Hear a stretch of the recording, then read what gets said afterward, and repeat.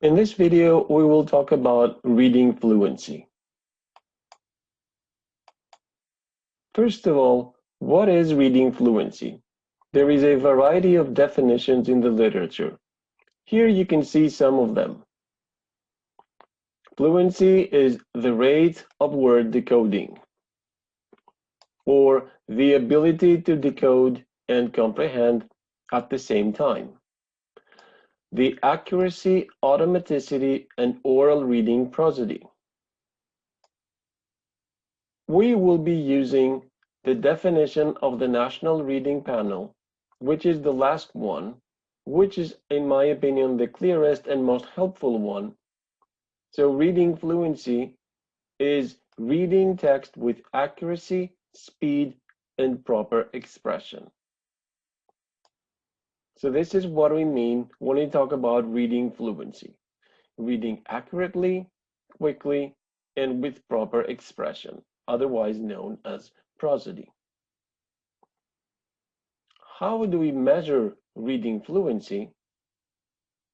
We use tests of word reading efficiency, also known as word list fluency. Here we don't have texts, but just word lists, and therefore there is no expression. Prosody doesn't play a role. However, we can still measure the accuracy and speed of reading word sequences. Fluency is most often measured with tests of oral reading fluency, which is another term for passage reading fluency, measuring words per minute. And as this suggests, we rarely actually examine prosody itself. Prosody is difficult to quantify and often subjectively judged. In addition, it has been found that evaluating prosody itself does not add any value to the fluency evaluation in terms of predicting other skills or the need for support. Moreover, comprehension is not involved in the assessment of reading fluency, as it should not be, because they concern different dimensions of reading skill. Let us consider in a bit more detail what is actually involved in reading fluently. The first and most obvious thing is that the individual words must be recognized efficiently. That means we need accurate, fast, and effortless recognition of the individual words, or otherwise known as automatic recognition of words or word reading automaticity. And this notion has to do with definitions such as the one mentioning the rate of word decoding. Past efficient word recognition of individual words, it is also important to be able to process successive words in a temporally overlapping manner. This is about processing sequences and is probably the part of reading fluently that is associated with performance in rapid serial naming tasks. While reading fluently, one must also be able to effectively buffer words for processing, so hold in active working memory words after they have been looked at and before they have been uttered, so that the words of a sentence can be simultaneously processed to parse the sentence and perform semantic integration to understanding. The ability to understand here can modulate the rate of reading, which is an indirect relationship between the two. Finally, fluent reading involves text integration and monitoring.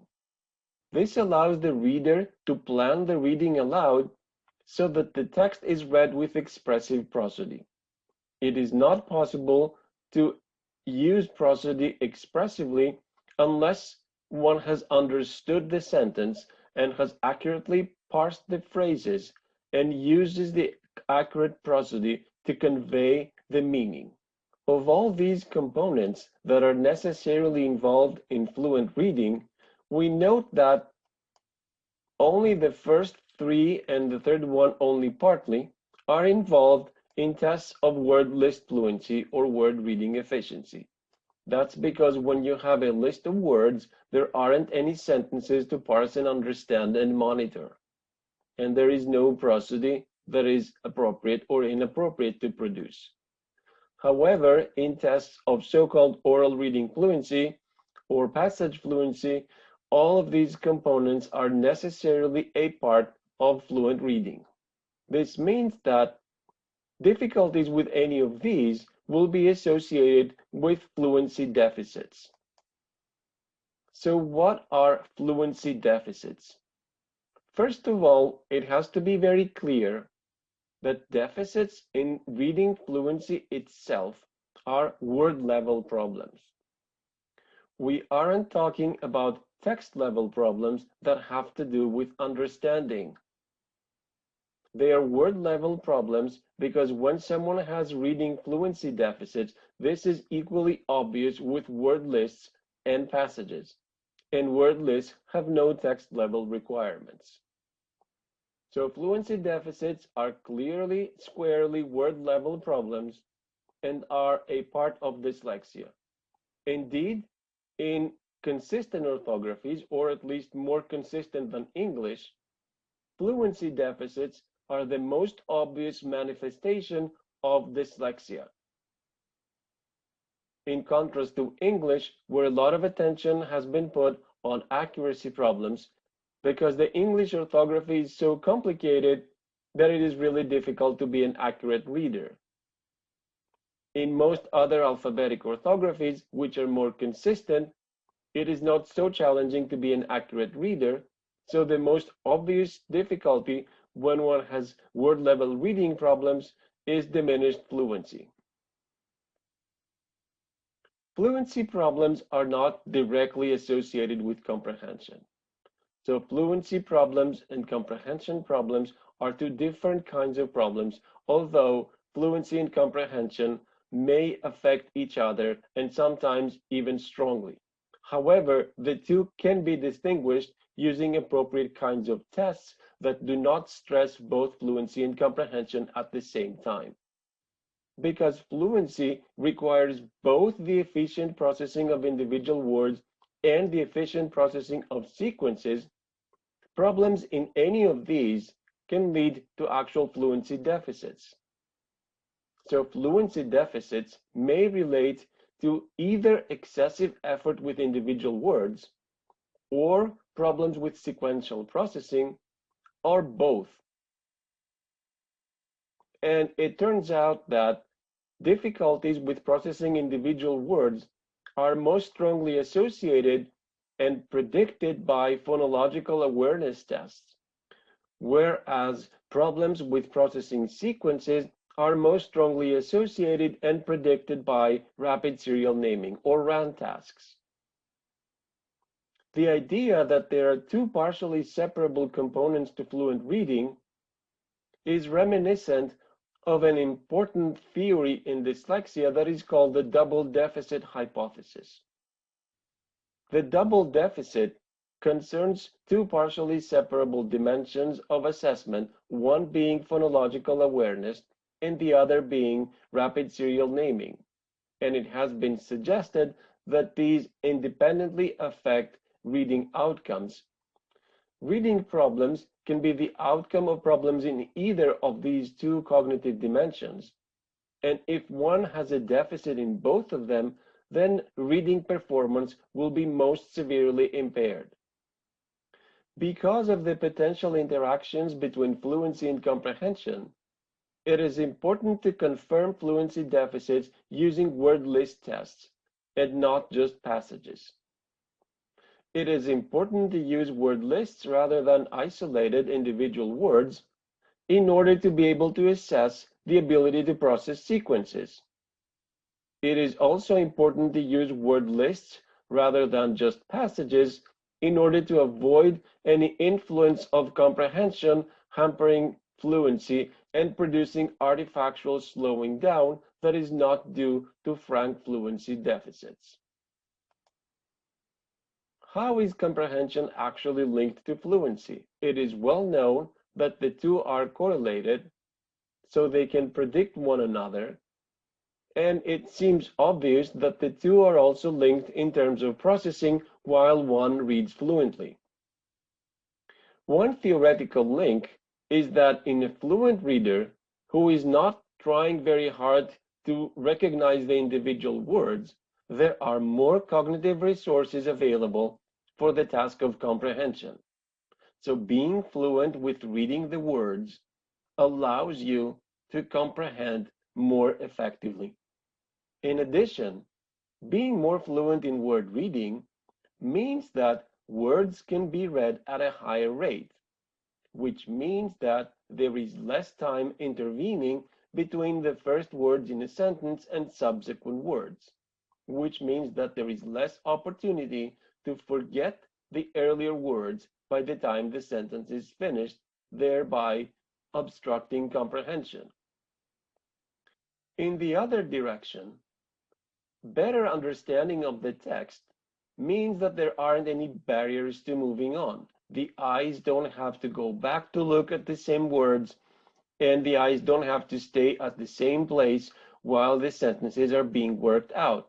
And this enables rapid flow through the text, that is, more fluent reading. So good understanding enables fluent reading in this sense. Better understanding and faster word flow also enables better prosody, because if you understand what you're reading, you can group the phrases and produce the appropriate intonation that conveys the meaning of the sentences. And prosody is one component of fluency, and in this sense, better comprehension can contribute to better fluency. It has also been suggested that prosody can work backwards, so that if you read with appropriate prosody, this will help you understand the text. It's not very clear how you can read with good prosody if you aren't understanding, but this is still a matter of research and debate. The important thing to take from this is that fluency and comprehension are strongly associated, even though they contribute to different parts or different sub-mechanisms of reading. Fluency being a word level issue and comprehension being a text level issue with partially separable cognitive processes. Another important issue concerns the notion of oral reading as a long-term determinant of reading performance. Is fluency a time-limited index useful only in elementary school grades? This is an important question because fluency, by definition, includes reading aloud. If you're not reading aloud, there isn't any prosody to talk about. There isn't any expression. So fluency does include the notion of reading efficiency, but is defined for the task of reading aloud. However, really skilled readers don't read aloud. Skilled readers read silently. So is a measure of reading fluency relevant for readers who are past the beginner or maybe intermediate reading stages? As far as we know, oral reading fluency is a valid, very valuable, and reliable predictor of general reading competence, even for older readers. However, it is likely that its importance diminishes with higher skill as we get to the really advanced levels. And to understand that, we have to consider how the different kinds of skills are involved in reading in different stages.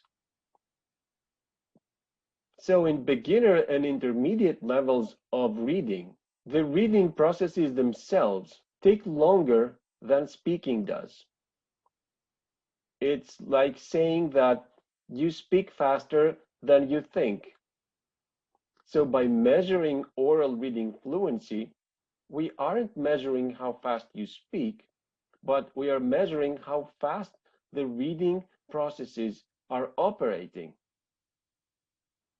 Once you're a sufficiently skilled reader that the reading processes themselves are faster than your speaking rate, then you can only read aloud as fast as you can speak. So oral reading fluency measures become more influenced by your articulation rate rather than by the reading specific processes. This means that having to speak, having to read aloud, is actually slowing you down. And you could read faster if you stopped pronouncing what you read, which is the point at which people switch to silent reading because they can get through text more efficiently. It has been suggested that this also supports comprehension. However, studies have not been able to discern any difference in comprehension between oral and silent reading, at least through the school ages. So in this sense, reading fluency is a critical skill, but only until reading mastery. However, it must be the case that oral reading and silent reading share most cognitive processes except for articulation. Otherwise, fluency wouldn't be predictive of general reading competence past the intermediate stages.